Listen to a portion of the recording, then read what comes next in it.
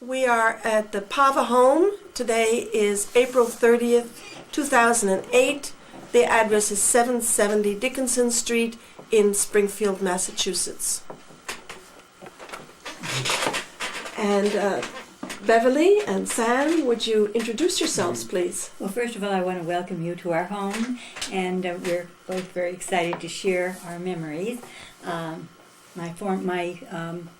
maiden name was Kimball, so my name is Beverly Kimball Pava, and we were married in 1953, and in June we'll be celebrating our 55th wedding anniversary.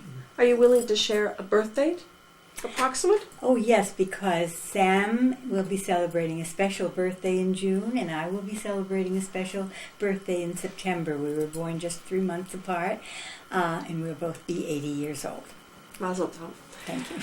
And Sam, would you introduce yourself? Okay, I'm Sam Pava. My maiden name is also Sam Pava. Do you have a full other middle name or something? Samuel A. Pava, that's what I usually use. What's A? A, well, Alexander, but I rarely use it. Are you named after somebody? Yeah, I'm not exactly sure who I was named after, the Samuel or Shmuel. I think it was a relative, but I don't know. The usher is after my great-great-grandfather, who lived in Israel, and he was a Maggid, and he went around giving sermons all over the place. And I couldn't be named, his name was Moshe Usher, but I couldn't be named after him because my father's name was Moshe. And so they called me, this is I'm surmising, they call me Shmuel Usher. There were some Samuel Pavas in the early history of Springfield that we discovered, and they were relatives. We're not exactly sure how close they were, but it had to be from one of them people, I would guess. And when is your birthday? My birthday is coming up soon, it's June 5th, and I too will be 80 years old. And where were you born? I was born in Springfield, only about a half a mile from here. Where was that? On Cliffwood Street at the X in Springfield. And were you born at home? No, I was not born at home. I was born in hospital. Okay. And well, it's fancy. They're having hospitals then already. And I've known Beverly ever since we were in 5th grade. Emily, tell us the names of your children, please. Okay, Sam and I have 3 sons. Daniel is the oldest. He's married to Bathsheba, and they made Aliyah 15 years ago, and they're living in Hashmonayim, Israel. And they have... you want to talk about their family? Okay. Before they made Aliyah, they left with their 5 children, and just 13 years ago, they added their little Sabra, and we'll be going to his bar mitzvah, God willing, this summer. And what are the names of the grandchildren? Okay. The grandchildren are Tzipporah, Shoshana, Eitan, Gila, Yardena, and Yudah. And Bathsheba is from this area also? Bathsheba was born in Philadelphia. She grew up there. And Danny and Chevy met on an NCSY trip to Israel. Lovely. During their college years. And Danny went on to Cardozo Law School. She was at Stern College, and about 2 years into their college history, they were married and lived in New York until they graduated and came here to Springfield, where Danny started his law practice. And the second son? And the second son is Moses Pava, and Moses is married to Vivian Newman. They are both from Springfield. Vivian and Mosey have a very similar history in that they met when they were very young, and they were sweethearts until they got married. Both of them were at college. She had just graduated from Barnard, and Mosey went on to get his doctoral at New York University, and he's a professor at Yeshiva University. In business, In business, yes. business ethics. That's right. And they have children? Yes, they lived in New York for the first 17 years of their marriage, and they have 3 children. Rebecca is 19, going to be 19 this summer. Jonah is 14, and Micah is 10, going on 11. And the third son? They moved back to Springfield about Oh. 10 years ago, and the children all attended Heritage Academy and are now going into, one of them will soon be going into the Hebrew High School of New England. Plug for my daughter-in-law's wonderful school. And the third son is Jeremy Pava, and Jeremy married Ann Badak, who was born and brought up in Bloomfield, Connecticut. However, they never met until Ann came to Springfield to work at the Jewish Federation, and that's when everyone played. What do they call it? Everyone wanted to played matchmaker, and they were married soon after they met. So it was kind of a bashert thing. Anne came here in June, and they were married the following March. So that's my group. They have 3 children. Harvey, who's graduating from the Hebrew High School this year and will be going to Israel for a year to study before he goes on to YU University. Nate, who's going into his second year at the Hebrew High School in New England, and Devorah, who has another year at Heritage Academy. Wonderful. So those are my... So maybe we should wait till Sam comes back to say about how you met. Okay. So you mentioned something that we could just talk about briefly and Sure. go back to again later. Okay. The founding of the Hebrew High School. You want to tell us a little bit about that? Oh. That's like very current history. Yes, it is. In a way, it's current, and yet it goes back at least 40 or 50 years. Sam and I were very much involved in Heritage Academy. Our children all attended, and when they graduated, it was kind of a unfortunate thing that we did not have a school for them to continue after 8th grade. And it was a dream. It was a dream among all of those that were interested in Heritage Academy to have a high school. And we tried. You know, every few years someone would start the project and gung-ho, and somehow we didn't have the money, we didn't have the place, and it fell through. When Anne came to Springfield 18 years ago, she was, under the impression that there must be schools for the kids to go to. But it did mean that if they wanted to go on to a high school after their elementary years at Heritage or the yeshiva, they would have to travel out of town. And so about 10 years ago, I don't have the date exactly in front of me, but at that point, Anne decided that her mission in life was going to be to start a Hebrew high school. And by golly, somebody said it couldn't be done, but she went right to it, and lo and behold, she did it. She went to the federations in New Haven and in Hartford and in Springfield, and also to individuals that she thought would be interested in working with her, and together, after a period of a few years, they were able to open a school.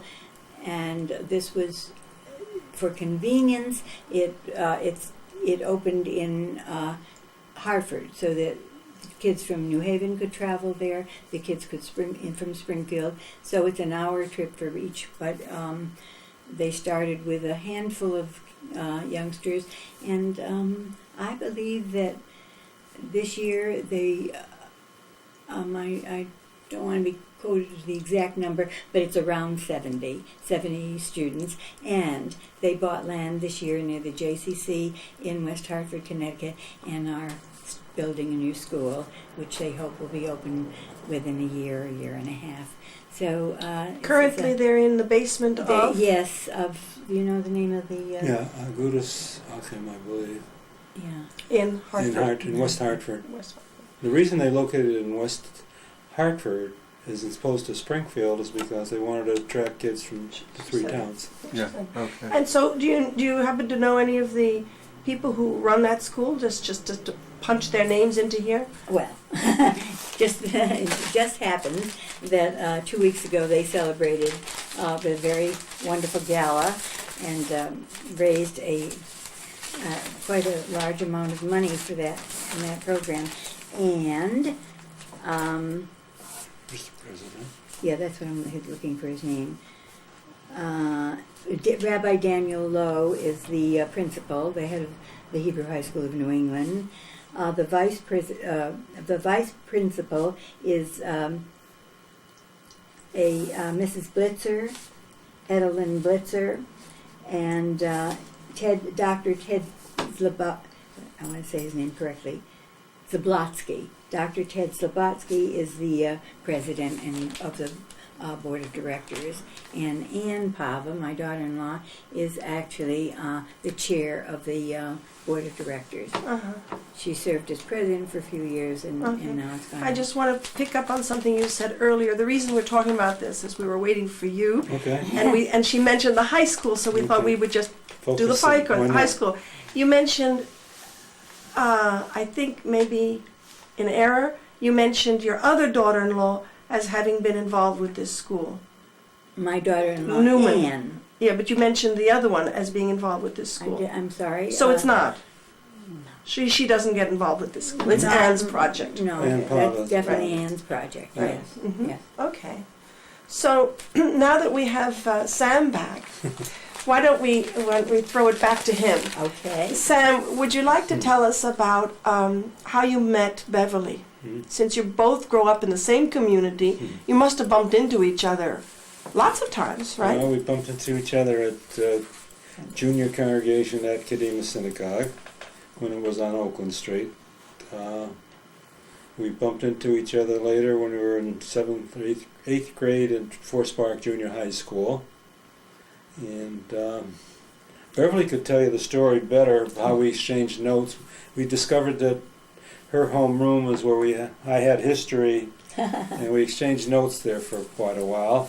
You mean you would leave notes in the same desk? Yeah. Yeah. One day I forgot my book for another class and went back to my homeroom to get it. And can you imagine, there was Sammy Pava sitting in my seat.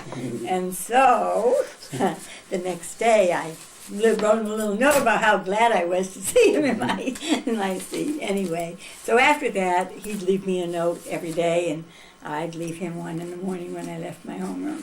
Ah, She still so has some. what we're talking about freshman high school? Freshman, junior High school. Seventh Junior grade. high. Seventh Oh. grade. Park Junior High School. How Still many? stands there. Okay, just give us a sense of how many Jews were in that school or in that class.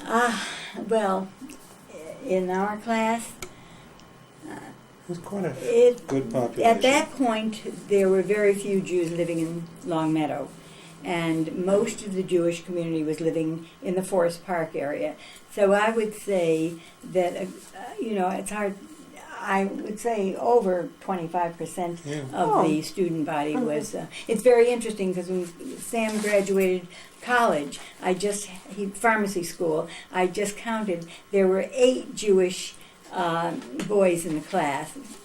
And this was in local. Yes, this was in the this was Western the Western Mass School of Pharmacy in Chicopee at the time. What year are we talking about here? 1950. What year? June 1950, and among the Jewish graduates were Arnold Alpert, Alan Budnick, Irving Chase, of blessed memory. No, he's still on. I thought he passed away. No, Okay, don't wish him Kinda well. hard. no, 120. Toot, toot. 120. Albert Cohen, Sam Pava, Alan Budnick passed Walter away. Rabinowitz. I mentioned Alan Budnick, Yeah, right? no. He's a- I thought there was, Robert Weinstein. And those are the ones that I recognize at any rate. So that's interesting. We'll take a shot of that Yes, afterwards. fine. I was trying to So, make it so copy, but I after, couldn't. so clearly you were not going to be betrothed in middle school. I don't think so. So what happened next? Well, next she crashed my bar mitzvah. Now, Which is that was in- really what you did? No. No, she went every week. went She was a good girl. faithfully to She went St. every week, and I wasn't set to see her there. At that point, we had a junior congregation where the young people went to next door to the old Kadima Kadima. building. There's a building, and That was that's where we all met in the basement. They just For sold si- that building, by And the there way, were to a at church. least, I would say, between 50 and 75 young people who went to services at that point. So the And junior we are congregation into was in the basement. Yes, Mhm. next door, and so No, not next door. next door to the Kadima. Well, no, the synagogue. junior congregation in the We're talking about the downstairs Oakland building. in the building. Yeah. Oh, was it? Yeah, the Hebrew school was in the next door building, Okay. and the party was in the next door building that you crashed. Okay, Oh, that's she. right. Okay. They were serving ice Okay. cream, and So far did you be it have- for me to miss a scoop of ice cream. Yeah. Was there an adult leader of the junior congregation, or did you yeah. organize yourselves? yeah. No, we had Who an was that? adult leader. For many years, it was Zundel. Sally Sally Zundel, Zundel. of blessed memory, who lived around here. She was. She was. That was before we had assistant rabbis who took over the job afterwards. Mhm. But she was also very active in Mizrahi and all other a lot of fraternal And Jews Kadima. and Kadima. Mhm. But after you became a bar mitzvah, then you would go to the main congregation, or did you continue going to the junior Well, I congregation? used to sit with my father, who was in the main congregation upstairs, and I used to come down and visit every once in a while. Make sure I was there that day. Uh-huh. Right. Okay. We So, belonged to the same crowd, you know. Uh-huh. There were all the kids. Same group. We went Can to you the same recall? Hebrew school. Can you recall some of the people from those days who are still around? Absolutely. Give us some names, would you? Okay. How about your friend Irving? Who's Irving Biegelman? I can remember my classmates, Yeah. or Sam's classmates. Unfortunately, some of them are not with us anymore. Our dearest friends were Charlie Pollip and Sheldon Norty. Saffer, Norty Goldstein, Norton who Goldstein. lives in Florida now. And these are classmates in the Hebrew school? yeah. This is the junior congregation. And you know, we were all The same everything group, that we more or did, less, we Hebrew did school. together. The Hebrew school met after public school, Okay. not on Saturday. Kenny Abrams was part of our group. Rosalie Staffer married Kenny Abrams. There was a lot of intermarriage among us. Many of the kids And that belonged to Ann Polyp was Ann Elkin. Ann Elkin married Charlie Pollip. Let's see. Who that we see now? That's what I'm trying to think of. Who comes to show that that was Oh, there's part of good. our group. Natalie Goodman. Natalie Goodman. I saw her yesterday. What's her last name now? Hamburg. Natalie Hamburg. Oh, okay. He Marion was a little Cohn. older than we, but part of the crowd. Buddy Silver, Buddy and Vivian Silver. Or involved They with moved Liberty on Bakeries. to from Springfield. In most recent years, within the last 10 or 15 years, they moved to Silver Springs, Maryland. You know, Of this group, it sounds like a lot of your core friends, a lot of people from this junior congregation, younger people, stayed in Springfield? A lot of them did. a Okay. lot of them did. Can you account for that? Here's why I'm asking. Some of the interviews, what we discover is the children of people from Springfield. And it may be your children we're talking about, but a lot of the kids move on to another community. What kept most of these people here? What did they do for professions, would you say? What kept them in Springfield? Well, Did Charlie they had go a into business. did they go into their parents' Yeah. businesses? That's what we want to Several know. went in. Yeah. Yes. Well, Charlie Polyp's father, who was Polyp Wholesalers and Paysaver and all those stores, and now his nephew runs that Polyp Candy. It's a big outfit. His nephew runs it. His father worked for Nimro Brothers way back. Charlie's father that used to be a tobacco wholesaler. And Charlie and his brother Mort opened up Polyp Candy, Paysaver. They had a store in Holyoke, downtown Holyoke, and the railroads in the old railroad that's building there. Buddy. Huh? Buddy Silver stayed here because Buddy his father Silver's had- father owned Liberty Bakery, so he stayed here. Okay. Was Perry Swirsky and his brother Erwin Swirsky, the father was a banker here. Ben Swirsky was a banker. We didn't mention him. And before, one of so he them was part of still, one of them moved to Israel. Perry Swirsky moved to Israel. And Erwin Swirsky, I don't know if he's still with us or the- I not. don't know. We have 3 sons, and fortunately 2 of them live in Springfield, and one lives in Israel, and he commutes to Springfield, where his office is, every couple of weeks. He's been doing that for how many years? 15. 15 years. He's getting a little bit tired of traveling. And as a matter of fact, he's here now as we speak. He's in his office.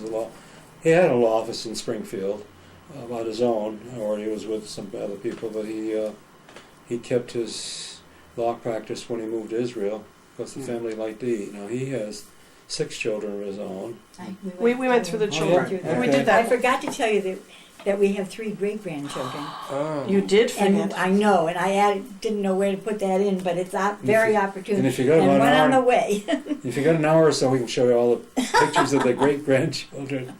The great grandchildren belong to the Daniel. one to Daniel. Yeah. Mhm. The They 2 also oldest live in daughters are Israel. married, and Uh-huh. each. No, has they moved out one. of. Well, Israel's such a small country. The one lives in The girl. Modine, and one lives in or someplace else. I think that's a different issue. Yeah. Yeah. Right. Okay. But here, people Back to why they. Most people of our migrated to. In later years, there wasn't so much industry here, and not so much business here. The professional people stayed around, like Barry Eisenstein. His father was one of the head doctors at Bay State, and he's also one of the original important people at Kadima. Uh-huh. Well, I He's heard. still here. He's still in town. I heard you went to pharmacy school. Yeah. Do you know Norman Winston? Winston? Yeah. Yeah. From I used to. Well, I used to. Hampton. Yeah, I used to sell him. I was on the road when generics first became popular. Well, he has a phenomenal memory. So if you ever want to talk over old times with him, Yeah. he's unbelievable. He's not active pharmacy. No. anymore, is he? No. But one of the things he said to us that he divided the history of as he remembers, the Jewish community between before war and after war. Uh-huh. And he said what happened after the war was that the medical schools became open to Jews. Yeah, it's true. And I'm assuming he's including the pharmacy schools too. I'm not sure about that. And he said something happened.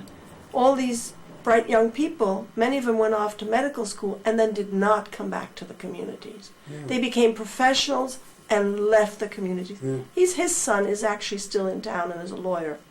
Uh-huh. But many of them were, having had that chance to go off to learn something different, become a Right. profession, were not coming back to the family businesses, Mhm. the retail businesses on Main Street in Northampton. Yeah, I remember. And we were well. looking to see if that was the same They had a lot of phenomena here. Well, my father, when he came, I think he came to this country when he was about 13 or 14 from Russia, and he kind of supported his family. My grandmother had some kind of a variety store of sorts on Ferry Street. What was it called? I don't know. Okay. In Springfield, and this was the original Springfield. She was also, what do they call it to bring out the babies? Midwife. Midwife, and she collected a lot of money. What's for her name? Sarah Pava. That's my father's. And my grandfather, what was his name? Shalom Pava. He had a few brothers. They all lived in Springfield. One of the brothers, Abe, his son still runs a candy factory in Springfield. Brother of who? My father's brother. Uh-huh. He had several brothers. Uh-huh. Give us your father's name again. Moses Pava. And your brothers, and his brothers now? And The names of Moses' brothers. he had Or sisters? and Louis. He was a partners in the real estate. My father ultimately went in the real estate business after he repaired umbrellas and after he sold newspapers. After he went to Bay Path my father, and he supported himself by run the elevator or something. He told us. So he got his business education there. He went to Mechanics High School, which was the forerunner of Technical High School, but he bought and sold property when he was very young. He got into the business. And talking about my uncle's children, my uncle Louis Pava, his son Arthur, stayed in Springfield. Matter of fact, he just retired. He was a major doctor. He was a neurosurgeon. Matter of fact, he operated on Ted Kennedy once here. He's just retired not too long ago. His two sisters moved out of town. Did he have children?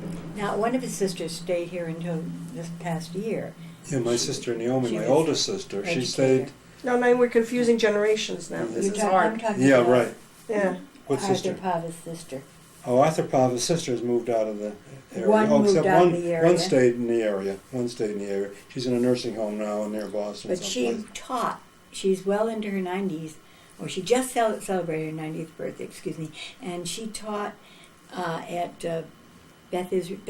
Bethel Sunday School until maybe last year or the year before. Her name is Abby Ostern. Her married name is Abby Ostern. And everybody loved her. And she used to live 2 houses away on Somerset Street Yeah, from she was Beverly. my neighbor. And she was kind of a half of a shotgun, I guess, for us. Oh, so let's get back to that story. So when you were in high school, whatever, what were your addresses, Sam? What with my Where wife? did you Where live? did you live? You would not believe that Sam lived at 30. I've only lived in three. 3 houses all my Okay, life. tell us your addresses, Well, my first address was 39 Cliffwood Street.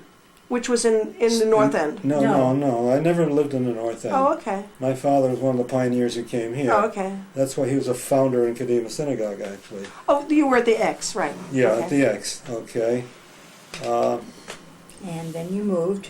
Then we moved and we got married. Now, Beverly was the youngest daughter of several siblings, and her mother was not that old when we got married, but didn't hear very well, and she was kind of dependent on somebody living with her. And so we lived with her for how many years? 25. Really? Where was that? That's on On Somerset. Street. So you moved into her house. Yes. Yes. we did. Yeah, we had no We've choice. got to was- give him a medal. 25 25 years of living, and then some, with living with his mother-in-law. Somerset Street. 25 Somerset years. Yeah, that's we had, 4 blocks down off of Dickinson. Our 3 sons were already born, and we were pushing rafters away, just no room. So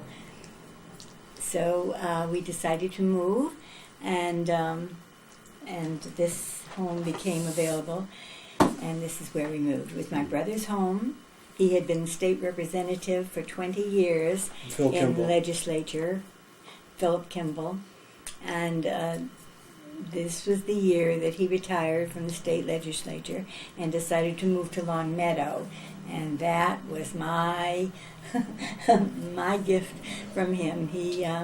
We sold us our house, and we've been here ever since. Well, so what year did you come here? I was just thinking, I think it was 1969. Uh-huh. So we're back in high school. Right. And are you sweethearts at this point? Yes. Yeah. Definitely. We went to different high schools, would you believe? But I went to Tech High. It's across the street from Classical High, which is now Central. Well, now it's not there anymore. Whatever it is. But I used to spend more time there than I did at Tech High. Uh-huh. I don't know why we went to different schools, except my brother went to Tech High, so I thought that was a good idea for some reason. Well, I liked science and stuff like that, actually, and technical stuff. So you went off at this point it's in, to pharmacy 1940 school. No, after high school. After high school, I went to pharmacy school. No, you were after at high AIC. I went to AIC for a year in Springfield, then I went to pharmacy school Where was that? Willamette. it was in Chicopee.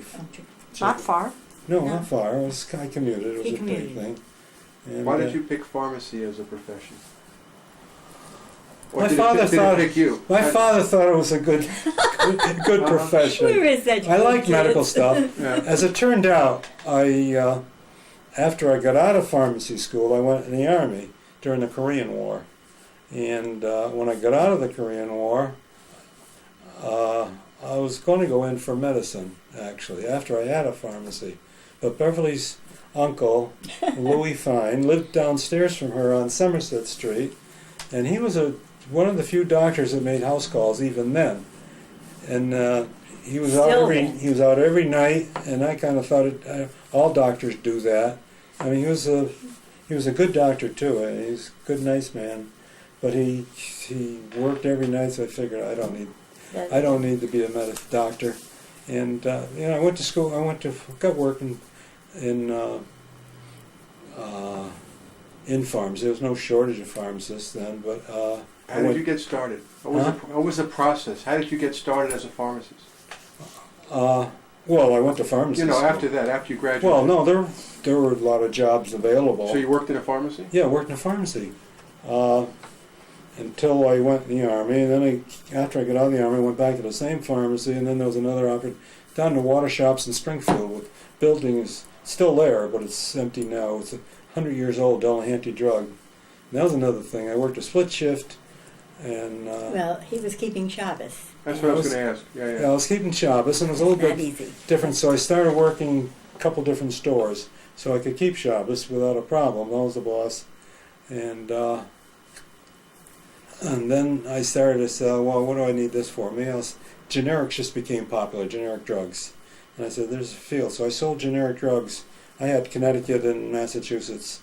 I sold them for a while until I got tired of driving. It was a good thing. I was just introducing the generics. I saw there was a future in generics, and which there is, and still is, and it's getting more and more. I mean, there are good generics and lousy generics, like anything else. But so then I went back I worked in Holyoke for about 25 years at Maine Pharmacy. I kind of managed it. The owner was there and wasn't there, but until they closed down. Then I went back, worked in Springfield in 3 or 4 different stores. Sim's Drug Store, that was the last one. And when Walgreens and CVS bought everybody else out, they bought them out too. And there are very few independents left now. And I could get a job in Walgreens tomorrow if I want to, or I still keep my pharmacy license. I keep my credits up. I got 15 hours a year. I figured one day I might want to go back. Working 1 day a week, but right now I'm so busy now. I'm the head president of the Vada Kashrut in Springfield, which is a pseudo-volunteer job. I get expenses, but it's a full-time plus job, really. Okay, let's hold on that because we want to talk about that. Yeah. But let's just catch up with Beverly here. Okay. Because yeah, right. All right, let's catch her up to the same period of time. So, someplace along here you got married. You want to tell us when that happened? Or you didn't get married? No, we're thinking about it. Okay, good. I'm sorry. Please invite us. One of these days. Okay, please invite us. So now you finish high school. He's going off to AIC. Yeah, he went off to AIC. He must have been smart, or exactly the same age, but he was a year ahead of me in school. At any rate. In Springfield they used to have graduations in January and June, and then they changed it to just June. So I was able to go up a half a year, and she stayed where she was, so I was a year ahead of her. Right. I always held that over her head, too. Yeah, but he did. Well, you got to find something, right? So we graduated high school, and I went on to what was then, it's STCC, something now, but it was Springfield Junior College at that time. The boys were just getting out of the Army, and they developed an extra school, and I went there for a year. But my dream was to go to Hollywood someday. I wanted to be an actress, so that's okay. So I went off to the Leland Power School of Radio and Theater, and I graduated from What's the name of the school?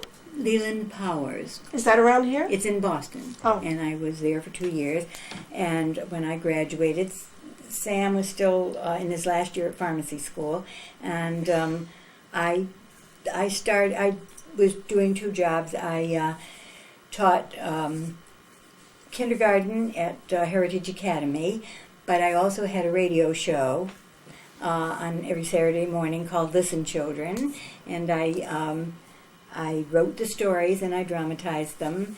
And while I was doing that, I started a studio of drama, and for the next 20 years or so, I continued my little studio of drama, and you meet some of the kids of the generation from 1949 to 1969, and they will tell you how to stand properly, how to speak properly, and That's why and she so speaks forth. so well. And so anyway, the radio show was on Saturday morning. Okay, so now So we this was come to live? live on Saturday morning. So let's take a break here. Let's take a break here. This is. That took care of the shit out. No, Oh, so you I'm came. kidding. No, I'm you kidding. came from an Absolutely. Orthodox family, and you Well, didn't. Beverly came from a normal. I came from a Mother was very- conservadox. Conservative. Okay. My Mother was mother very was traditional. yeah. Uh-huh. Okay. Yeah. So it was okay because we had our Friday night, and God forbid anybody should do anything wrong on Friday night. But Saturday morning, I went Changed off to Friday. my radio show. Well, so did all the Okay. Jewish business people. So We did- should have insisted that they tape it. yeah, which know, was not But that was right before of the me, taping but, you know, situation. Right. Anyway, Right. and like every I used to skip out during the services. There was a tailor on Belmont Avenue near Oakland Street who put it on and listened to had it on the radio. So I was able to check it out. And he listened every Saturday morning. Anyway, so we're now up to 1950. Oh, so we're 51, and Sam goes off to the Army for 2 solid years. Oh. 2 solid years in Japan, and 6 months in Texas, and a year and a half in Japan. And Beverly is home doing her radio show, teaching at Heritage, and having her drama classes. So that kept me busy and safe. Anyways, Sam came home in January of 1953, and we were married, Mazel Tov, finally, in June of 1953. Where were you married? We were married in the Charby house, and we were West the which was a very elegant. on Maple Street in Springfield at the time. Was it Not most Maple. Oh no, and they moved from Maple Street to where Dante's Inferno actually came on Riverdale Street in Right, Springfield. it's now in it West was Springfield. Dante. And we were the last marriage performed by Rabbi Isaac Klein, who was the rabbi of Kadima Synagogue for many years, and a good friend Who had of the just come Pava back from the family. Army. He had just gotten out of the Army. He was leaving Springfield at that point to Buffalo. for Buffalo, New York, but we were his very last. Okay, let's back up a little bit. Who was the rabbi at Kadima? You both went to Kadima. Yeah. Oh, who was the rabbi at Kadima that you remember from your childhood? Rabbi Klein. No, Oh. and before Rabbi Klein, do you remember the rabbi? There was a Rabbi McGill there. Yeah. I don't remember him except for his big gold watch fob when he spoke from his vest. That's the only thing I can remember. I was pretty McGill? little. McGill was his name. Yeah, he's Yeah. Jewish. Yeah, Jewish. As in Megillah. Yeah. Right. And then Rabbi Isaac Klein came to the pulpit, and he was there for. Do you remember the Rebbitzins? Oh, Oh, Rabbi and- Klein's Rebbitzin was really Henrietta. something. They actually started the Heritage Academy, but what can I tell you about? This was Rebbitzin Klein you were talking Yeah, that's about. what I'm looking for because I know I. Can you describe her, what she was like as a person? She Oh, was a dynamo. warm, she had small. energy. Yeah, very thin. Very thin and very She was active. a and dynamo. She was a real Rebbitzin, a real traditional Rebbitzin. Whereas Yeah, she, matter of fact, she used to scrub the floors in the Heritage when it first started too. I mean, they kept it going along with Yetta Eisenstein, who's also Dr. Eisenstein's widow. She just died. Uh-huh. And her father was Rabbi Eliezer Silver, one of the foremost rabbis in America, actually. Yetta Eisenstein, her father. So she Eliezer. yeah, he saved a lot of Jews in Israel. And that's a whole story by itself. He saved a lot of Jews from the remnants after the Holocaust. And during the Holocaust, he wanted to go to visit Roosevelt and the whole business there. And he, Abba Hillel Silver. Hillel Silver? no, Different. this is No, different. Eliezer Silver. Oh, you think they're related? No. No, not at all. They had different No. ideologies altogether. I mean, they wanted to keep the whole thing quiet. And you Silver. wanted to make it Abba did. public. Right. They didn't want to disturb our dear friend FDR, who was such a great friend of the Jews. Right. Right. What happened to his papers or his work? Is it known? This Silver you're talking about, Yeah. Rabbi Silver. Yeah, he was the chief rabbi in Springfield for a brief period of time, actually. And I guess that's how Yetta came to Springfield, and and then he went off to Cincinnati. You should actually speak with his son, his Barry Barry Eisenstein. Eisenstein. He Give you the whole probably, history. yeah. I mean, he was a dynamic. Eliezer Silver. Yeah, rabbi. He was.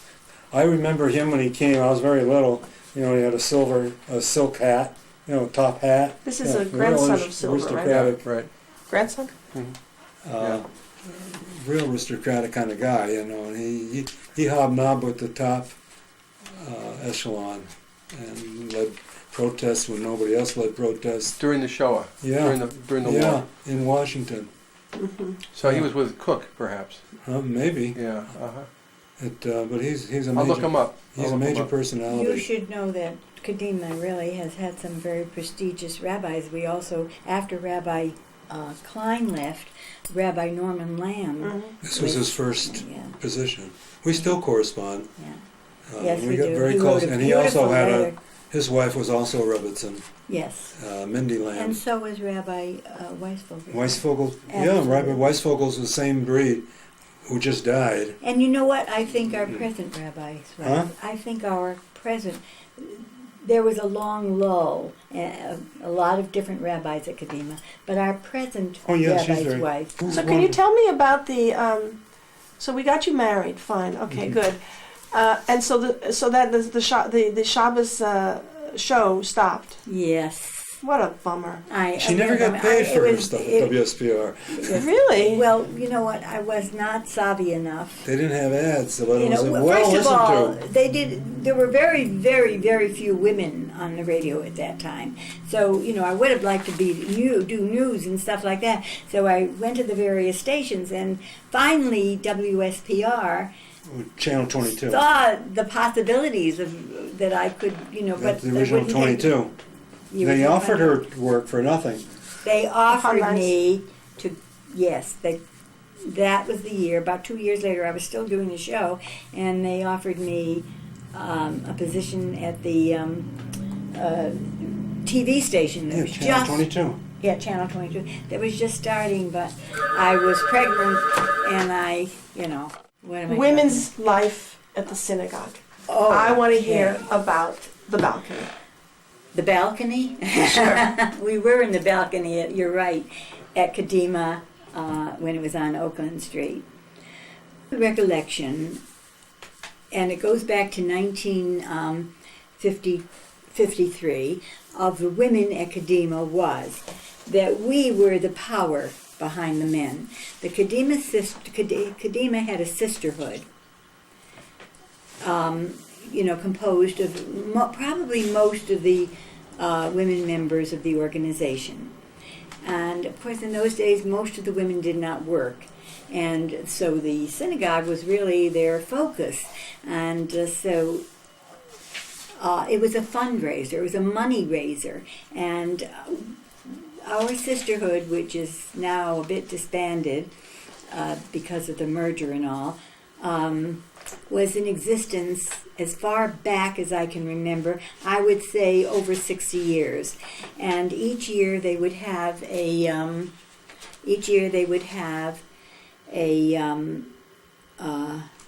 bazaar, which raised thousands of dollars, an antique show, which raised more thousands of dollars, and they would have a meeting every month, which everyone attended, and we always had top-notch entertainment for the meetings. We had a Yiddish night every year, which we invited the men to participate as well, and we did at least 1 or 2 plays every year. And there's probably other things that I have neglected to mention.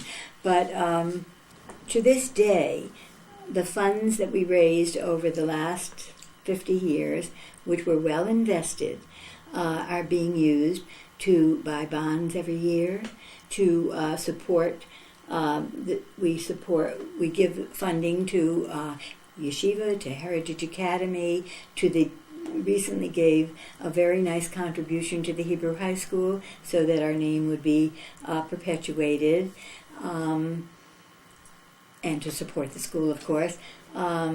We contribute to small amounts, but we still contribute to when we have been requested for funding for little programs that are going on, throughout the community, so that the funds are well used. And now I think we're putting them into an endowment because we're merging with Kesser Israel and Beth Israel.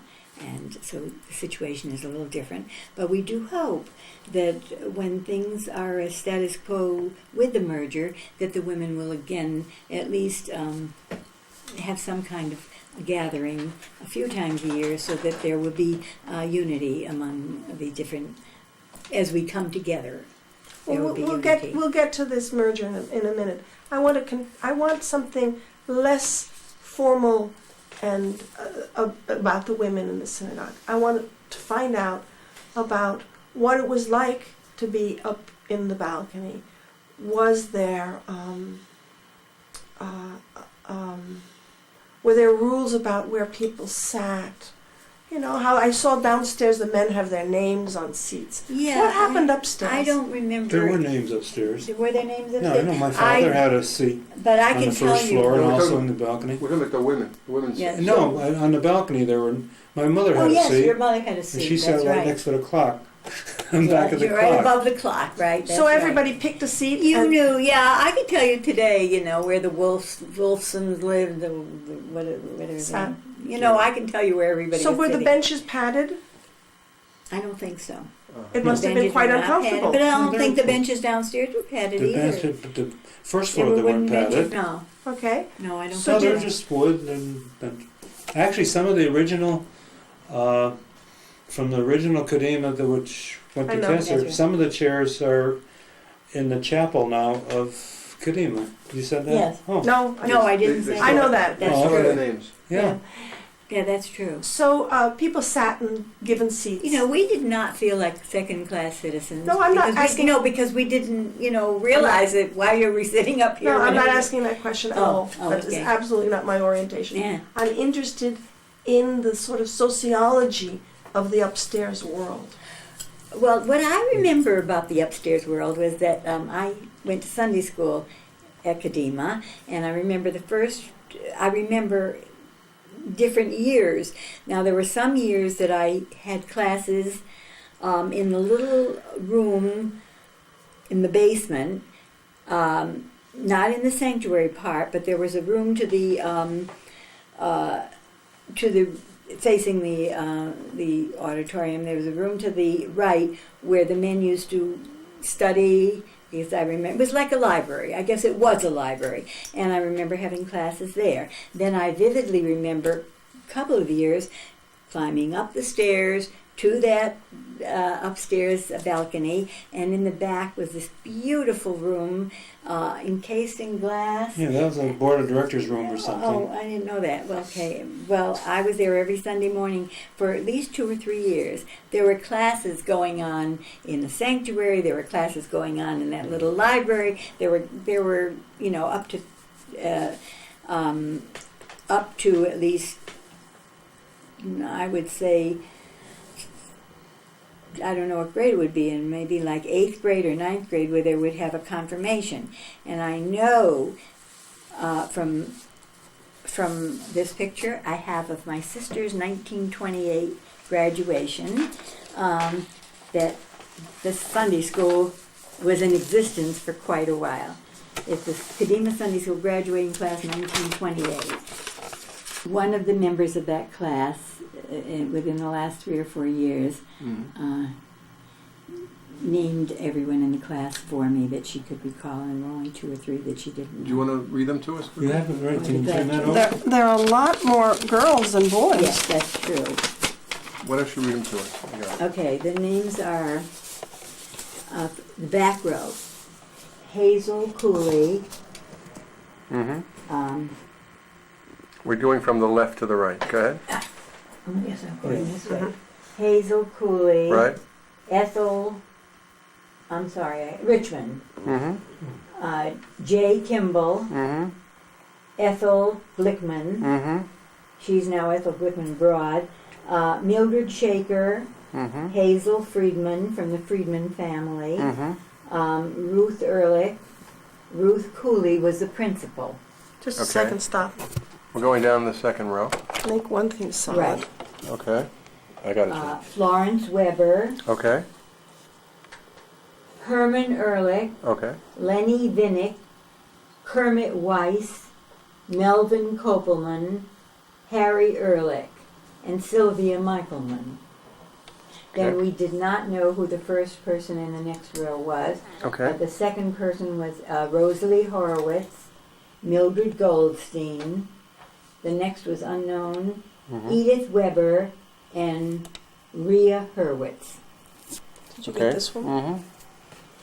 I And think these that names were given to me that's by it. Rosalie Horowitz Schatz. We even knew Rabbi Klein's, their maid, Louise. Did you ever hear about her? No, why don't you tell us? Louise, she was a real blue blood. I mean, she was skinny, she kind of ran the household. We lived across the street from them when they lived, Rabbi Klein lived on Cliffwood Street, way back. We just across the street. So my brothers, who were already bar mitzvah before I was, they constantly needed witnesses for a household wedding. And so they all officiated at a lot of these weddings that were in the rabbi's house. They were Adim. Huh? They were witnesses. Yeah, right. For sure. They needed, and I even, toward the end of it, I was able to do a little few too, once I was bar mitzvah. And my brothers were in the army.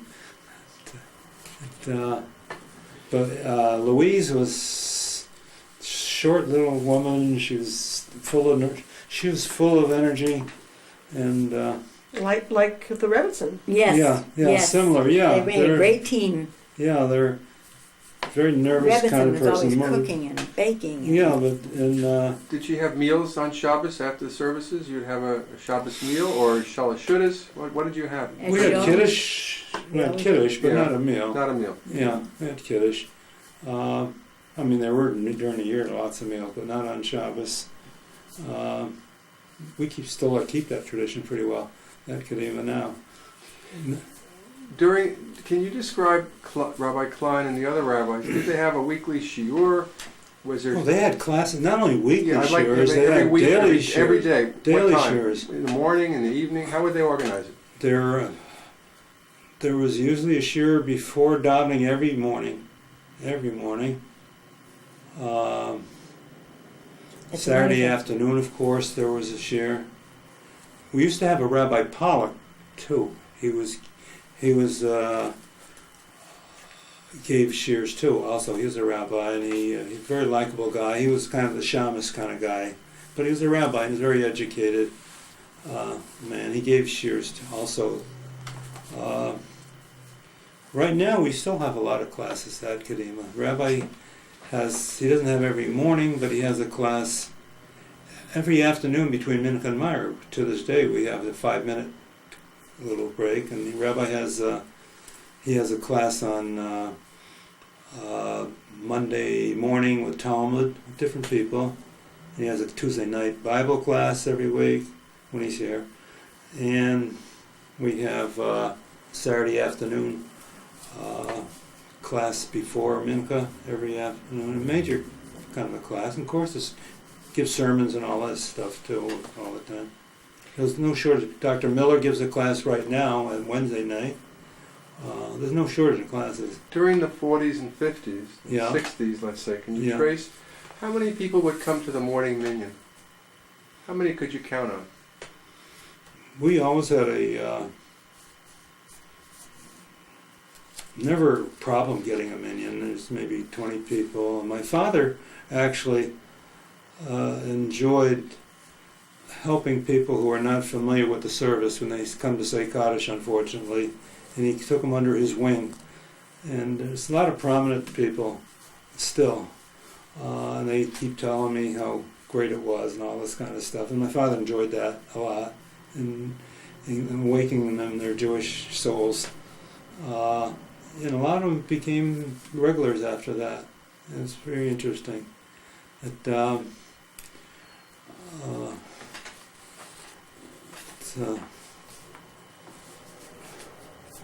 I had getting back to my army days, I had a pharmacy in downtown Tokyo.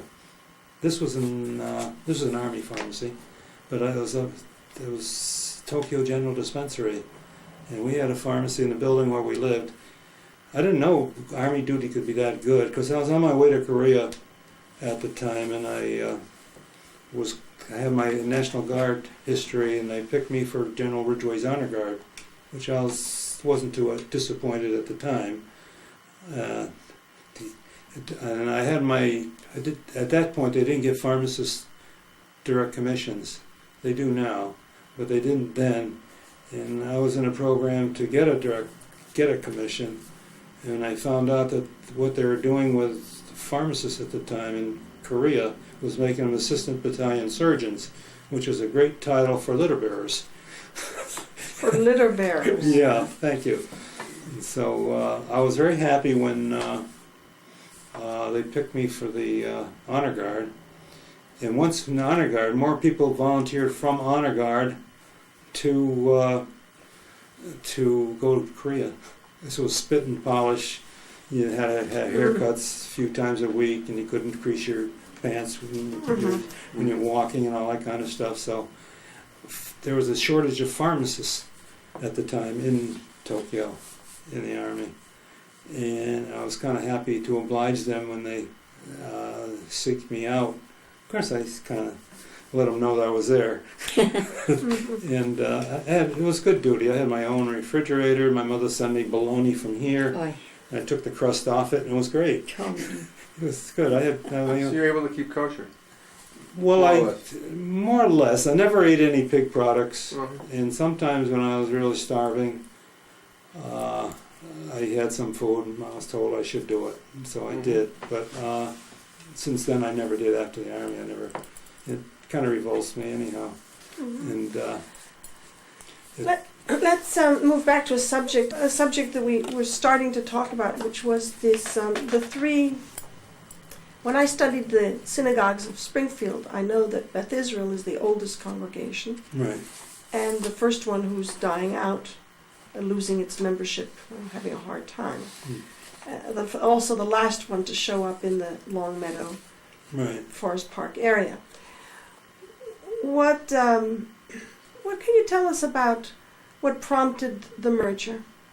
In other words, what's happened to Springfield, to the community? Can you describe it I for don't us? feel comfortable talking about this because I don't know. I'm not savvy. Well, I think the merger, just- everybody, This is nobody's not official. unhappy In with the terms of the merger. demographics of the community, Yeah. We're what's talking happening? what happened to don't understand. you had 3 Orthodox synagogues, Right. and now they can't survive.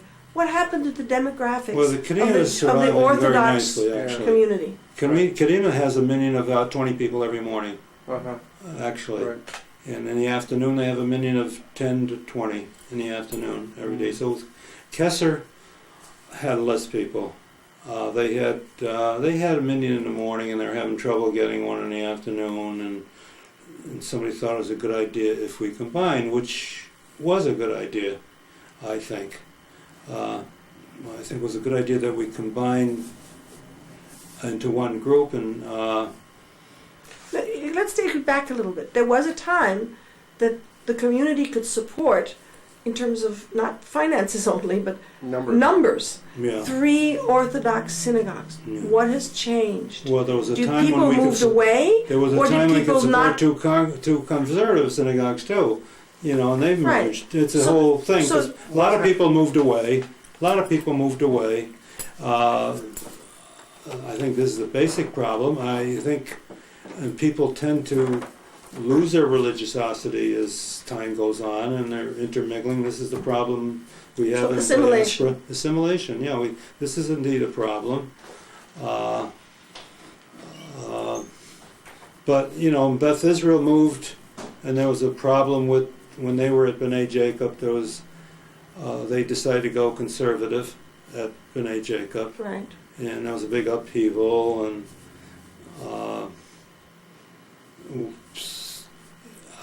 Beth Israel at this point, they have problems getting minyan. They don't have them during the week at all. They have them on Saturday and Friday night. So to get together is not a terrible idea. Right. A lot of people who live in the Forest Park area are not excited, who don't drive on Shabbos, are not excited about the possibility of having a central place in Long Meadow. If in fact the community seems to be strong at Kadima, why wouldn't they have moved it to Kadima? Well, this is a good question. This is why I'm happy there, and the people who live in Forest Park are happy there. Now, the people who don't live in Forest Park could care less where they daven. Actually, that arrive. There are probably 4 or 5 people who walk from Long Meadow every Shabbos to Kadima when the weather's okay. Mm-hmm. But it's, the bulk of people bought homes in Forest Park, Right. and it's And there is a minyan at the yeshiva for yeah, those there's who might be living in that neighborhood. Yeah, right. There is a minyan there, and there's also a minyan at the Jewish home, which everybody tries to support a little bit every Shabbos, and every day too. I have a cousin, Mickey Temkin, who lives at Ruth's house now. He's involved with the morning service every day there. Actually, at the home. Did we interview him? Milton Temkin. He lives at Ruth's house right now. Whole history. He's our first cousin. He has a very good memory too. Yeah, his mother and my father were brother and sister. Right. So a losing of observance and a moving away have changed the quantity of Orthodox Yeah. membership. Right. Now that doesn't necessarily have to fall in Waterbury. They started, which had hardly any Jews. They started, I think the Chabad started a group there, and they bought land very cheap and houses very cheap, and they've got quite a community now in Waterbury. Could you see something like that happening here? Well, it's possible. It's possible, but there are. A lot of strengths still in Kadima, and people from when they sold Kesser, the people from Kesser come over, and we got about Rabbi Edelman Sr. comes over every night, and Rabbi Edelman Jr. used to come in the morning when he's in town. He got a great job, by the way. Where? We haven't heard In Florida. You took that job. Yeah. Oh, good for them. Yeah. We're going back to Beverly now and her career. Okay. You dropped. You asked me why I So- stopped the radio show. So you got married, Right. and then what happened? Okay, so In terms of work. in terms of work, I continued my drama studio. My children were born in the years from 1955 to 1964, every 4 years. But while I was bringing them up, I continued teaching speech and drama in my home. I had a little studio, and I continued doing that because I loved it. But once my youngest son went off to school, the priority was to be home at 3:30 when he got home from school. When they all got home from school, I She's a was good teaching mama. those hours. And so I went to the Long Meadow school system to see if I could get a position teaching speech, because I had a speech background. And so they had just discontinued the speech programs in Massachusetts, and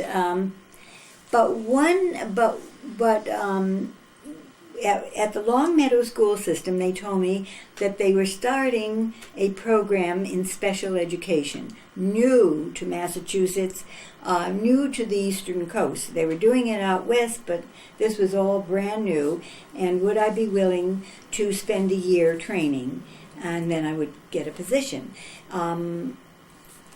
So I gave it thought and decided that I would like to be in on the ground floor of that program, and so I took the year of training. And when Where was that? Long Meadow, in the Long Meadow school system, and I took the year of training, Working without pay. gratis, without pay, every day, and when June came around, there were group of us that were taking the course, and they told us that they appreciated our efforts, but they didn't have the funding to start the program. So that was that, and I think it was like September 1st, I got a call from the Wilbraham school system. They had the funds, and they hired some of us. And so that was my saga. I started teaching special ed in I think it was 1970, and Just I before or taught- after UMass? pardon? Just before or after UMass? Before. And now, mind you, I had my certificate from the Leland Power School of Radio and Theater. This was a whole new program. I now had my certificate to be a special ed teacher. So I got in on the ground floor, and I taught in Wilbraham for 7 years. After 7 years, they decided to do something different with the program. I'm not quite sure. It didn't make me very happy, so here I am without a job again in June. And in September, I got a call from Long Meadow School System that they were resuming the program, and I taught there for the following 15 years. Meanwhile, I went back to UMass, and I got my degree in special ed, and that was in 1982. So I was a senior citizen studying at UMass. It was a wonderful experience. It was a one-year program? No, I had accumulated many credits. I still didn't have a degree because Leland Powers didn't give a degree. Right. So I went back, I got my degree from UMass. I think I went to school, I think about 2.5, 3 years. It was a trying time. My mother had gotten ill and was in the nursing home. My boys were all now off to school, but it was difficult, and I was teaching full time. But I did it, and I'm happy that I did it.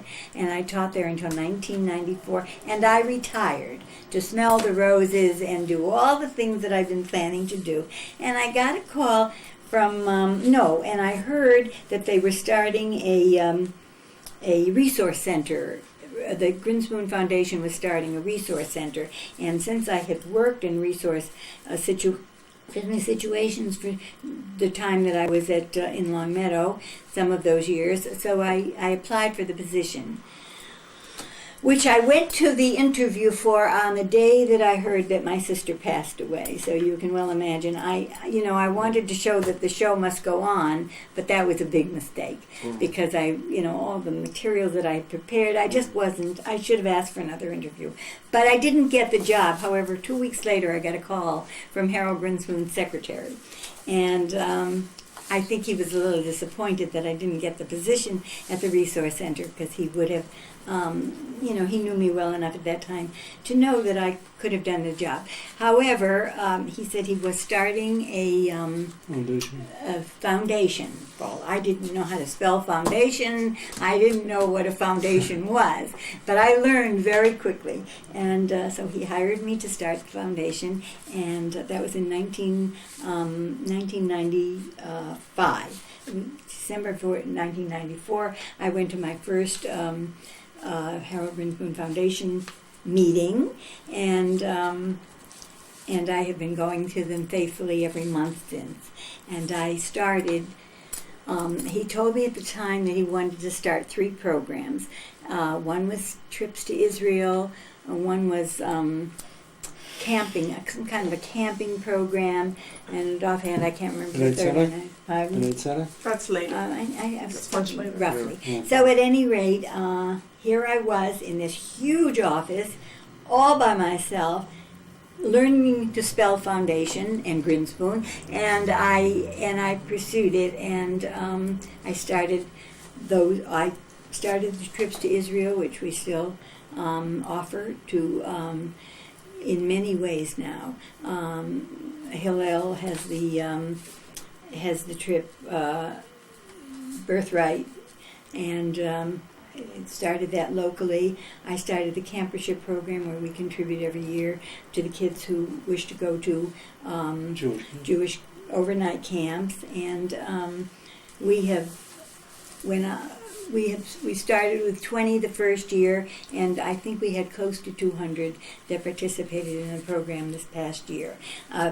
At some point in the last 3-4 years, I turned that program over to a new director. At the same time, I was starting the B'nai Tzedek program, which you're familiar with, and that has grown, blossomed, truly a wonderful philanthropic program. That program was taken over by Rob Katz when he was here about 7 or 8 years ago. I think it was 8 years ago. And I started the B'nai Tzedek, the campership, the teen initiative program where the kids that belong to synagogues participate in activities and are given funding if they go to any out-of-town programs. We started the Sulamot, which is the family, the ladders, family education. I started, and that is taken over quickly by Shoshana Zonderman, who has done a magnificent job, and now we're integrating the family program with the teen initiative, and we're approaching it in a different manner. We've also Shoshana started a Mother's Circle program for parent mothers of who are intermarried, and only a few years ago, and it's really been a boom. It's really wonderful because non-Jewish mothers are really learning about Judaism, whether not to necessarily to have them convert, but so that they will know what and why they're doing what they are for the Jewish children. And the programs have grown. Our most recent, I am now kind of on the committee for advising for all of the programs, or most of the programs. I do public relations. I review requests that come in to the foundation and bring them before the proper individuals to decide what we'll fund and what will not fund. And so 14 years later, the foundation is giving away millions of dollars, and I really have the satisfaction of knowing that I was there at the inception of the program. And right now, among the things that I do is I have always kept a history of what was happening in the foundation, and when Harold was honored, and for all the publicity that we've had for programs. But we are up to now to between 40 and 50 employees at the foundation, and we have about 12 programs. Our newest one you're probably familiar with is the PJ program, which is sending book, and that has just miraculously grown to it will be a household word throughout the United States, I think, within the very foreseeable future. How about the Israel one? And yeah, we're thinking of starting it in Israel. And anyway, so right now what I'm trying to do is write a history of each program, and that's keeping me busy until I decide to send in that retirement. I did actually tell Harold about 8 months ago that I was thinking of retiring, and he said he doesn't believe in retirement. So, but at this point, it's in the visible future. So I will leave them with a wonderful history. So we hope that you'll give us a copy of each of them. Yeah, for the records, we like it. What when you first met Harold, do you remember that? Well, yes, I do. I remember. I knew Diane Trotterman, and one day I was standing in Shul, and she came over and said, "I want you to meet Harold Grinspoon." So I looked up. I couldn't quite see him because he's that tall. But anyway, that was the first time I met him. But at Kadima. At Kadima. But my husband will better tell you that we met him at a mikvah program for which I had written a piece, and it had won a prize. And so we were all at that mikveh celebration, and Where was that? at Kadima Synagogue, and it was easily 20-something years ago. I don't even remember that one. Yeah, that's where we met Harold, and you asked him to meet with, Oh, and that wasn't when Jeremy? yeah, Huh? yes. Well, now that's when Jeremy was in graduate college already, is it? Yeah, my son Jeremy had graduated college, and he was waiting for September to go to NYU Law School. And this was, He went to Brandeis.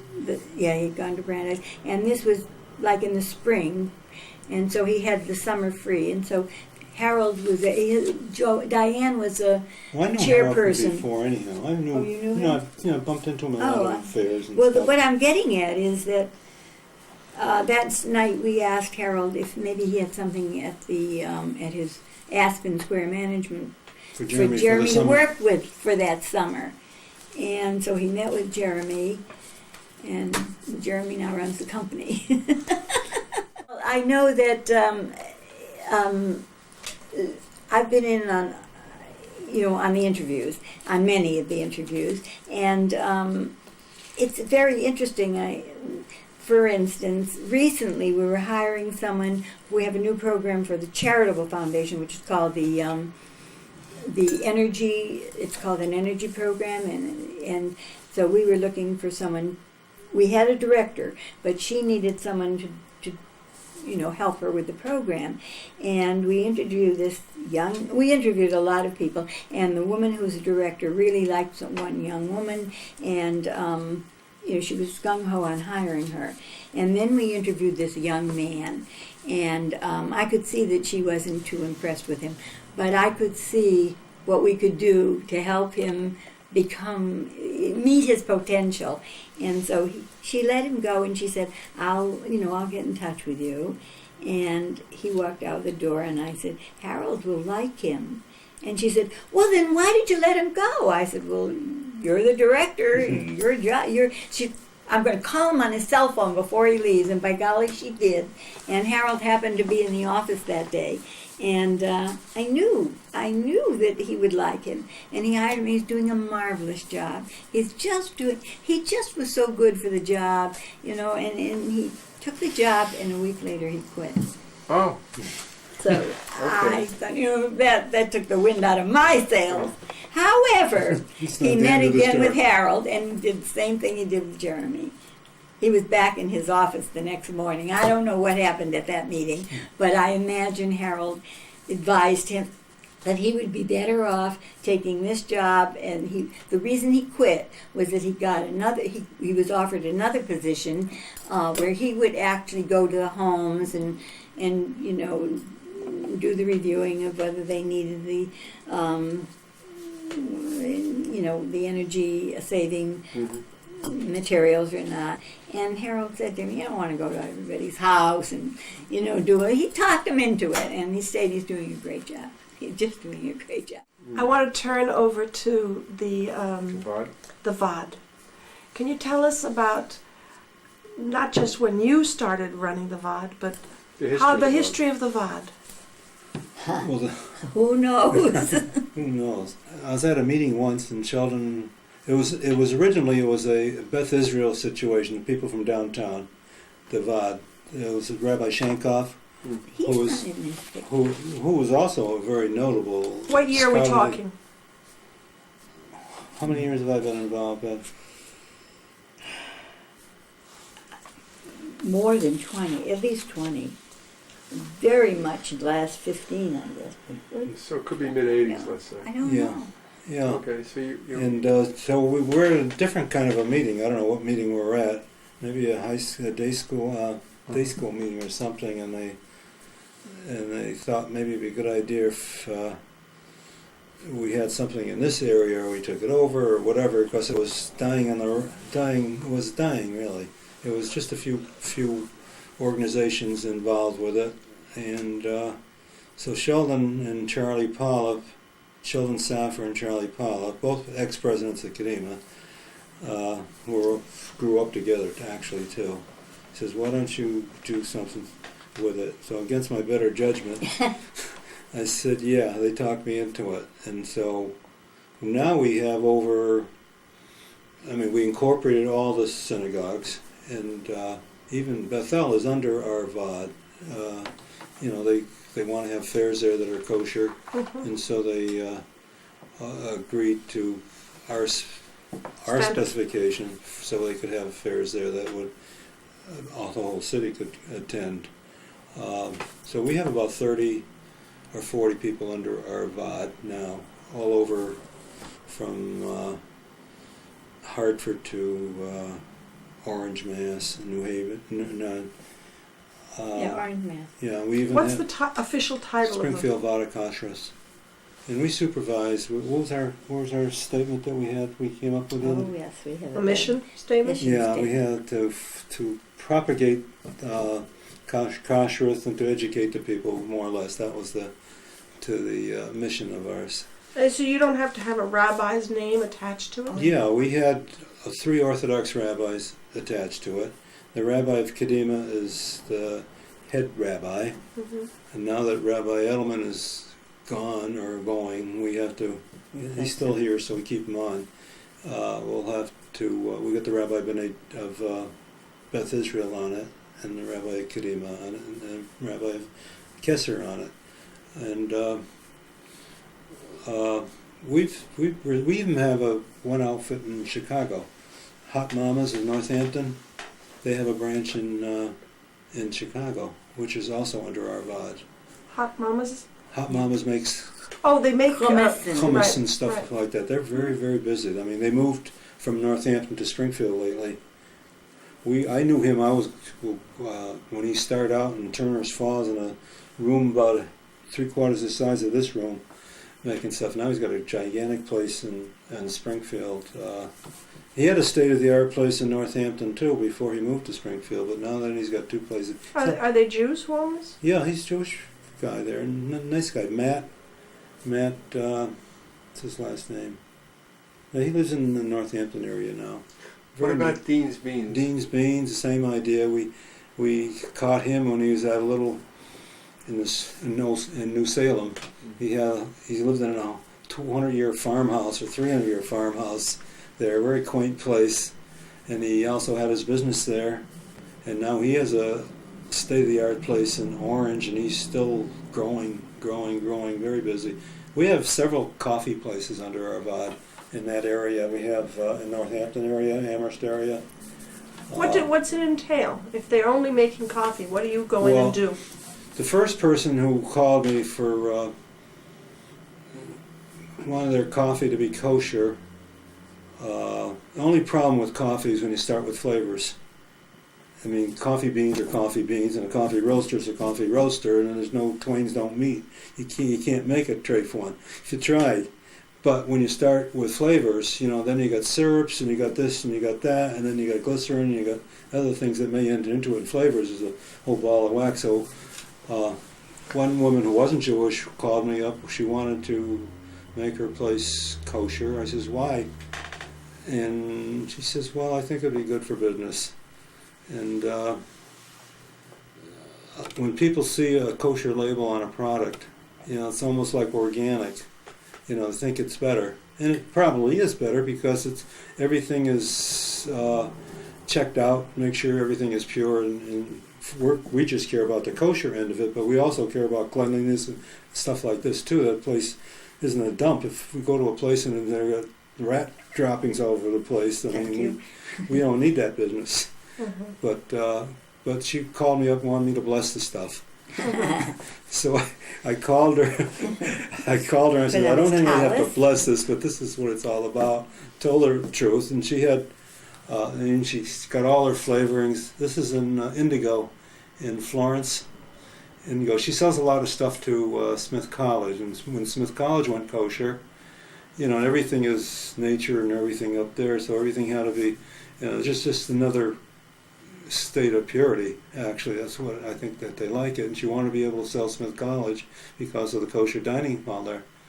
And they got a full-time mashgiach up there in Smith. Good friend of ours. Yeah, he's a great guy. Mm-hmm. Great guy.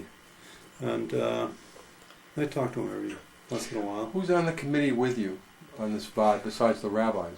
Well, the rabbis, Joe Singer, we have 3 or 4 guys who go inspecting places. You do. We have Shea Joseph. We go to Dr. Miller. huh? Yeah. Yeah, But don't these places have to have an in-house mashgiach?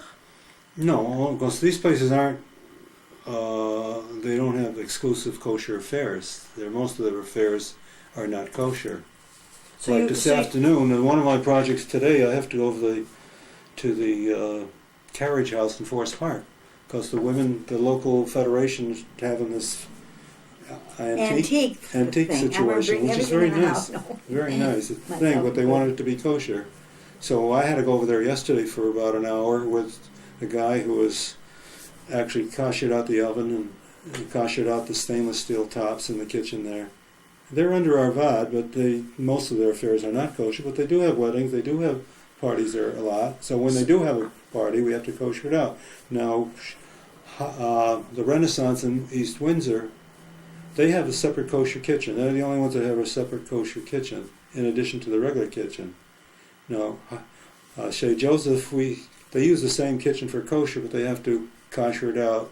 Every time. Yeah, every time. And they usually schedule affairs together, so it's not as bad as it sounds. But they're... Well, what would they be charged for such a service? How do you determine that? Well, depending how much time it takes. Now, I had to go over to... I did this one myself with the carriage house. It was so last minute. I had to go 3 You don't know about times it. there for this thing, and it's... the charge is nominal. I charged them $100 for this, which is nominal for going 3 times. I would think so, yes. Yeah, it's very nominal. I mean, we're not a profitable organization. We're not in debt, and we keep our heads above the water. And Dr. Miller is our Phil Miller. You know Phil. Oh, man. Yeah. He's a retired teacher at classical, and he's also reads the Torah Kadima, and he's fluent in about 10 languages. He taught Latin, Hebrew, Most unusual German. He's very individual. Spanish. Brilliant. He's a brilliant guy. He's a walking encyclopedia, a walking computer, really. You can ask him any question, he'll give you an answer. And he's very unassuming. He's in his high 80s already, and he's a sweet man. Comes to service every morning. He's like assistant rabbi too. Besides, when the rabbi's not there, he takes over. Wonderful man. Everybody has much respect for him. And he goes to a lot of our places. He's going to less places now as he's getting older. He's got arthritis. But he's on a regular payroll. Were there ever situations where you said, I'm not giving a hechsher to this, and the place said, we're gonna go to a higher authority. We don't accept your judgment. Is your judgment final, and that's it? Has that As ever far as a happened? local? Yeah. No, I mean, the rabbi has the ultimate authority in our organization. I'm the president, but he has the rabbinic. He's much more fluent in the rabbinics of it and the whys and wherefores. And so I ask him if they want to do A, B, and C, and he says they can do A and C, but they can't do B. And I go back to the people and say that, and usually it's okay. I haven't had anybody that Ever questioned it? They just- question it. Yeah, the Gentiles are actually easier than the Jews they go along much easier, and they're wonderful people. Most of all, our people. Matter of fact, tomorrow I've got to go up my north route. I've got to go up north to. I go to Northampton, Amherst, Orange, Greenfield. Who do you do in Greenfield? I got a coffee place up there, Pierce Brothers. Uh-huh. Nice Right. boys. They're lovely boys. And who do you do in Northampton? Northampton, we've got a bakery. We have a bakery, wholesale bakery, that actually Hot Mama started originally and sold to somebody else, and he's still running. A non-Jewish guy runs it now. It's in North Amherst. I'm sorry, it's in North Amherst. That's where it is. Does he do challahs that are kosher? Huh? He does challahs? No, unfortunately not. He does cake, Just, and So does he have to be closed on Shabbos for you to be doing? he's a Gentile. He doesn't have to. Oh, so He's how about a a Gent- Jewish establishment? Jewish establishment, it's not a requirement. Because, well, we got Shea Joseph, we got the Renaissance. Oh, Renaissance is not Jewish, that was sold. Joe sold out. Joe Lou's. That's a year ago. Well, Indian guy runs it now, and the Jewish people sell their chametz on Pesach. We have this place in we got a lot of places in Connecticut there. Soda place. What's the name of her place? If you want, I'll give you one of our copies of our. Oh, I'd love to see that. Yeah. Yeah. And I remember Joe Morse would substitute for somebody when they were not able to do it to Chabad, I think he does it too. at Chabad. the cane. Oh, the pickle place the cane across the pickle- street from us. I think the Chabad rabbi from Yeah. Amherst did the pickle factory across in South oh, Deerfield. yeah, right. That's for the. I think they got national. They got one, Supervision. OU or one of those. Is that the one that It's closed? gone. Yeah. Yeah. It's gone, Mm. yeah. There's also a place in. I got another guy in from up your way. He lives, I think, in near. He makes stuff in Greenfield. The collaborative there. Mhm. Once or twice a month he goes in there. He makes flavorings, so he doesn't make them actually. He Uh-huh. just bottles them. At the CDC Nice guy. kitchen. Yeah. So you have to kasher the CDC kitchen? Well, he's extremely fussy. He puts papers over everything, and he covers, and he has all his own equipment. He uses his own equipment, so he doesn't use their regular equipment. And all he's doing is transferring. He doesn't manufacture anything there. Actually, the family has a manufacturing plant in South America where they make extracts and stuff like that. That's under OU, actually, in South America. And here he buys stuff either from there or other sources, and he just bottles it. And he called me up and wanted to be under our VOD. What's Nice guy. what's the company? What's he call himself?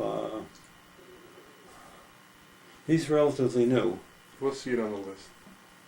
Yeah, I hope I put him on the list. I haven't revised my list in about 6 or 8 I months. know. I got to revise it. He has to because he's going to be in the B'nai Tzedek fair, and they're having Yeah, we this got a year the booth, so I got to B'nai Tzedek is revise having everything. a fair. of all It's always in a kosher- state. Everything's and not only kosher, always in a but state of flux. You people know, who it's are changes. Wait, questioning we can't hear it. One or the other. You talk. you. No, She's the Speaker of the House. B'nai Wait, Tzedek fair. You go can ahead. you can both say it, but Oh. one after the other. Well, the nice thing about B'nai Tzedek this year is that they're having a fair, and they're inviting any organization that wishes to talk about their product or their why they would like to get some funding from the kids to continue Oh. their. When is this? We should It's find out. I'll look at my Okay. calendar. It's soon, and of course Couple you'll be weeks. most welcome. So Sam is going to have a booth there, or whatever arrangements they're making, so that he can give out the list Every of once in a while, we products. get a contribution from one of the kids. Oh, no. We use their money for philanthropy interest money, on whatever their, they can do whatever they want with it. Oh. So So it's going we're to not be very looking for that, but if they do, we're happy to do it. We're happy to oblige them. Right. You have some more pictures, I see, Beverly, that you want to let I- me know about. This is a picture of the 1966 sixth grade class. That their field trip for the end of the year was to go to Washington and meet with Edward Boland, who was our senator at that time. Congressman. A congressman at that time, and it's the entire class, and the names of the kids are on the back. And what's very interesting about that is that the teacher that was teaching them at that time went with the class as a chaperone, met an old boyfriend of hers by chance, came home, divorced her husband, and went back and married this guy. We're not going to ask the name. We're not going to No ask. names. Wow. No names. Jane Doe. Right.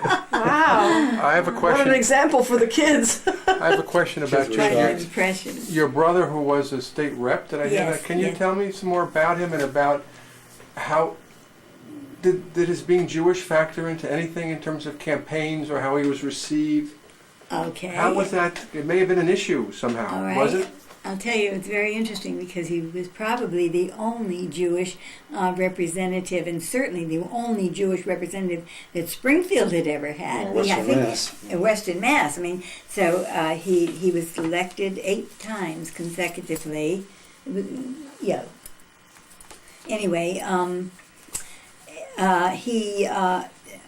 the year I went off to college. So I think he started in 1947 or 48. He was elected to the legislature, and he always tells me that he just passed away a few years ago, but he used to tell me that in order to get the attention of the legislature, one day, they were in the midst of a big debate about something. He got up and he gave the first line of his maftir. And, it was all in Hebrew. And suddenly it was very quiet and everyone was listening to him. And I thought that was very humorous, and he was well accepted. There was no problem. My brother was instrumental in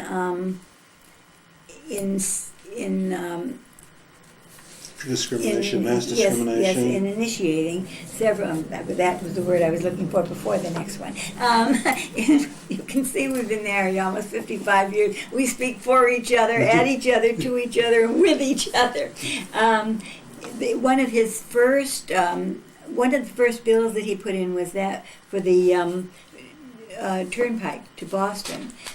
He was tired of driving back roads to Boston, and he did go in every single day, faithfully, back and forth. And so, and that passed, and the Buxton Bridge, he put in the legislature for the South End Bridge, and that was one of his. And then, as Sam just mentioned, the Massachusetts bill on discrimination. And that was precipitated because the Crown Market in Springfield, which was a kosher market, was being prohibited from staying open on Sunday because they were closed. The blue laws. They were closed on Saturday, and so at the time this was a big issue. And Phil put in the. It's funny. I was just reading his obituary yesterday, and I read about it. I was looking for stuff to share with you, and that's one of the things I came across. At any rate, it was highly debated on whether Crown should be allowed to stay open on Sunday, and it was passed, and it was really a feather in his cap because it was the start of the anti-discrimination. Is that the right word? Why did Crown close? They closed on Saturday. Oh, why? Well, they could not at their location where the Friendlies is now. There were a group of stores there, and they wanted to enlarge. And the fathers in that area weren't too happy with that kind of a store there, a kosher store apparently, and so they turned down their request to enlarge and take down some of the other stores, and ultimately it was sold to Friendlies, who took down all the stores there, and it's kind of it makes you wonder. Why did the city fathers there was still why did they not want discrimination. the kosher facility to expand? What's your theory? Well, probably because they were happy to see it go. Maybe, I don't know, or didn't want it to enlarge at that time. It's probably anti-Semitic, I would think. We don't know. We don't. But that know. was your thought. Yeah. What year are we talking about when Crown left? Approximately. Same Crown is still operating in Hartford. Yeah. What year are we talking about? We're talking about. When were the blue laws? When they had the big blue law situation, was about 30 years ago? I would say. Oh, it's that far back? Yeah, left. it was. Yeah, they've been gone a long time. Since then, Abe's Market was. He had a market on Sumner Avenue. Remember Abe? The butcher at Crown Market opened his own market. We don't eat meat. Yeah. Okay. Oh, okay. Yeah. Down further They don't look any the worse for it. No, we have a vegetarian in our family also. So Abe's Market is where you shopped? Yeah, that's for the kosher yeah. meat at that So for point. years, Abe. Yeah, then he closed one day, all of a sudden, One day. out of the blue. He just right passed before Pesach. He just passed away a year or so ago, within the last year, I think. But he's been gone for several years. The bakery, Gus and Paul's, Mm-hmm. they have a sort of an interesting arrangement. Like Yeah, half their place is kosher and the other part Yeah, is right. not. The bakery is kosher. Everything is done in a different area, completely. They have, and the food to go is food or to eat there is not kosher. It's not. But is the kitchen in the back no, the continue? kitchen doesn't have. It doesn't. The places they don't meet. Oh, they don't meet in the back. No, there's no. No Yeah, connection in the Dr. back. Miller Yeah, goes they're in there separate. every few times a week, actually. And He watches them quite carefully. Actually, Stop and Shop in there's a new the Stop and Shop in East Long Meadow is carrying more and more kosher foods. They carry packaged kosher meat. Northampton chickens. also. Yeah, I know. Big. And Oh, good, they're opening yeah. up a new market at Allen Cooley Street in Springfield within another week or so. And originally they asked us to, they wanted to have a kosher bakery there too. Of course, Stop and Shop and Big Y don't love each other. And one wants to outdo the other. So we were there about 2 months ago at their request. We didn't solicit anything. And they wanted to open up a kosher market, and we told them, well, they need another sink here and they need another table here because of the dairy and the parv twain. And so, and then we thought everything was all set, and we went in there about 2 weeks ago, and they think they can't get it, there's not room, they don't know what they're going to do, and there's not enough room to get it for their grand opening. So they're putting off the decision until after they have their grand opening, which will make it more difficult for them. They don't know that though. Yeah, well, I told them that, but that's, you know, you can't, it's corporate, you can't, there's nobody to talk to, really, you know. This one blames this one. And meanwhile, the store in East Long Meadow is probably happy with the status quo. Yeah. So Beverly has if, some- wait, one more thing about so if an establishment in Northampton said, we're a vegetarian restaurant, we'd like you to come in and I wish they would. tell me how to do this, and we'd like to have a kosher. Yeah, Texture. I wish they would, especially one with no meat. It's So would you need to have somebody there though yeah, all well, the time? Of course. Well, no, I don't think so. If there's no meat, you wouldn't have to have it. You know, if it's meat, yeah, you got to have somebody there. If it's meat, Meat's the issue. meat is the issue, is the main issue. Of course, cheese can be an issue too. If they have cheese, you got to be careful. But once you set the perimeters and you go in there on a regular basis, you don't need anybody there all the time. No. So I wish we had a nice place to go to. Yes, it would be a boon to. I think if we had a vegetarian restaurant that could sustain itself without the kosher people, right. it would be fine. You got it. Huh? Yeah. Yeah, That's and fair. you know, we'd be happy if you could talk somebody into it.